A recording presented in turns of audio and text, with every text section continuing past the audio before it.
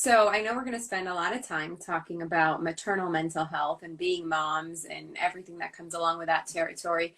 But I do want to take a moment to talk about and separate the issues. There's like women's mental health that is not related to maternal mental health. There's plenty of women who are not yet mothers or maybe don't want to be mothers.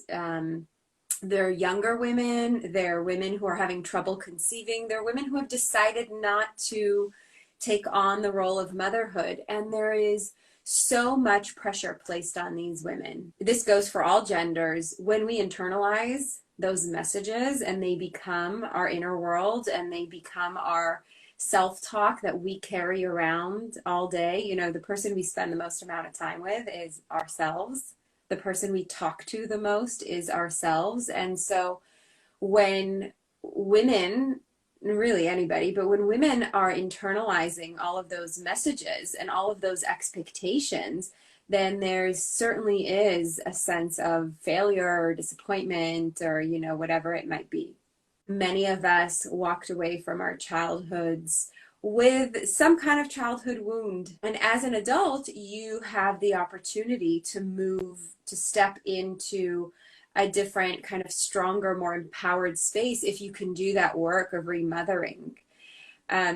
And that's really important to create space for that, because as women, we are caretakers. We are very relational kind of human beings. And so we're pulled into those relationships and into the caretaking role in those relationships.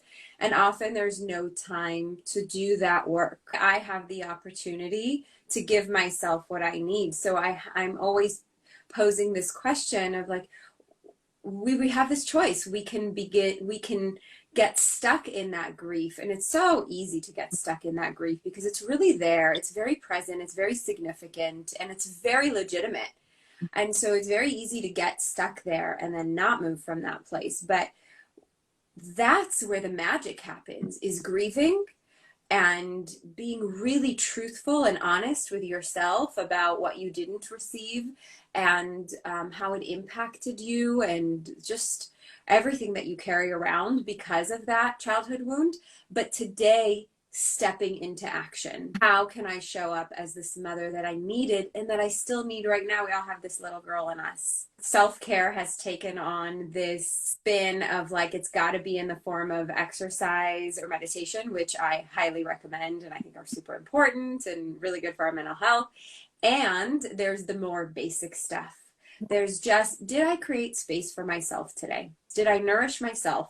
Did I respect my own boundaries, my own limits? Like, it's in such basic ways, and it doesn't have to take on the form of a massage. This past 14 months has been a really intensely difficult time for mothers. It's just been filled with grief and loss, and caring for young children throughout this pandemic has been incredibly difficult. It's not just becoming the homeschool teacher and the cook and the tech support and all of that, but it's our own grief. And, almost 1 million American women stepped out of the workforce this past September. Those women are not necessarily happy about having to leave behind this identity of theirs, this very important role that they were happy with, that, made them feel good at the end of the day, that really made up a big part of their identity. Bottom line, childcare does fall more on women than it does on men. These are not necessarily happy women about this decision. Most of these women didn't have much of a choice. We were just kind of like, I'm fine, I'm all right, I'm just going to keep going, I'm just going to keep doing. And we went into this overdrive mode that didn't allow us to really lean into that space of, gosh, I am doing a lot and I am struggling in some of it and I'm rocking some parts of this and I'm so proud of myself, or I'm going to acknowledge just what this big experience is all about. The burnout is such we're at such risk for burnout. Women, mothers, especially over the last 14 months, at such risk for burnout. And I always say this about myself: when I feel the burnout, it's almost too late. I'm in trouble already. And then it's so much harder to clean up, and it's so much harder to get grounded and recharged and all of that. So I think doing the work along the way so that you don't get to the point of burnout, um, whether your kids are back at school or whether they're still home, wherever your family is at, I think the burnout is just a real risk for women over the last year and now.